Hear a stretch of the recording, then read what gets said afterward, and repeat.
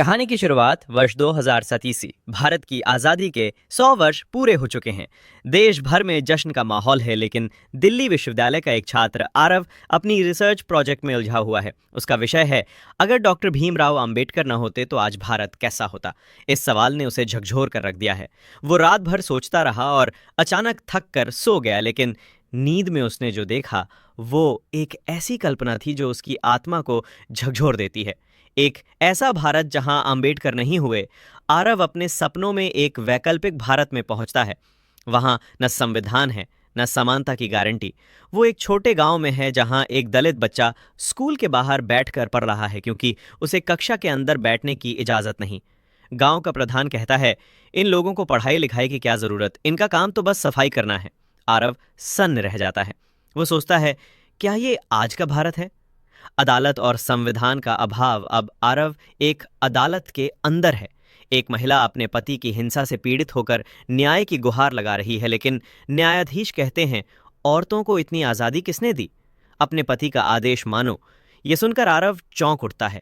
उसे याद आता है कि भारतीय संविधान में समान अधिकार, महिला सशक्तिकरण और न्याय की गारंटी तो अंबेडकर जी की देन थी। अगर वे न होते तो शायद महिलाओं को भी आज़ादी की ये आवाज़ न मिलती। बिना आरक्षण का भारत। आरव अब एक नौकरी की लाइन में खड़ा है। उसके बगल में एक होनहार दलित युवक खड़ा है जिसकी योग्यता सभी से अधिक है, लेकिन फिर भी उसका फॉर्म फाड़ दिया जाता है। कार्यालय का बाबू कहता है, तुम लोग तो नीचे जाति के हो, नौकरी चाहिए तो झाड़ू पकड़ो। आरव गुस्से और दुख से भर उठता है।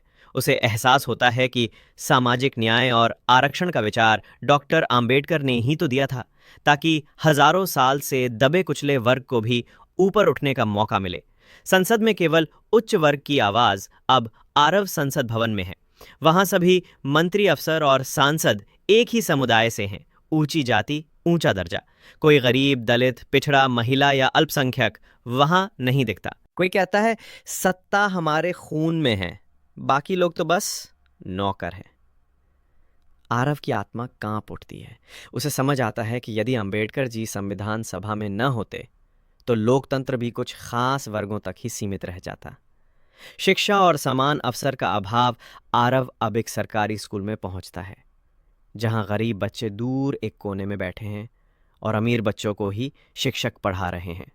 दलित बच्चों से कहा जाता है कि वे केवल साफ सफाई करें। एक बच्चा रोते हुए कहता है, क्या मैं डॉक्टर नहीं बन सकता? आरव की आंखों में आंसू आ जाते हैं। उसे याद आता है कि अगर अंबेडकर जी ने शिक्षा को हथियार न बताया होता तो शायद ये बच्चे सपने देखना भी भूल जाते। सपना टूटता है, लेकिन चेतना जागती है। अचानक आरव की नींद टूट जाती है।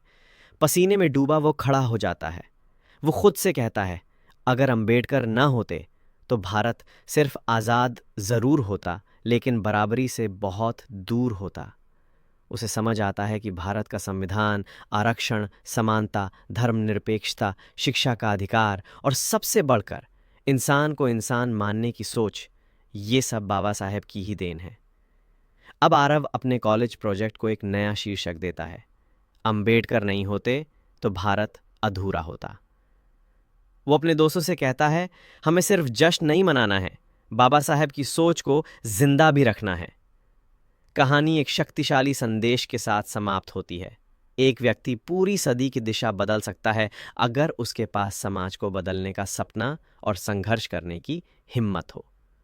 इस कहानी से मिलने वाला संदेश, अगर बाबा साहेब अंबेडकर ना होते तो शायद आज हम संविधान, समानता, न्याय और शिक्षा जैसे अधिकारों को सिर्फ सपनों में देखते। उन्होंने भारत को सिर्फ कानून नहीं दिया, बल्कि एक ऐसा आईना दिया जिसमें हर वर्ग, हर जाति, हर धर्म का व्यक्ति खुद को बराबर देख सके। ऐसी और भी मोटिवेशनल स्टोरी के लिए चैनल को सब्सक्राइब एंड वीडियो को लाइक करें।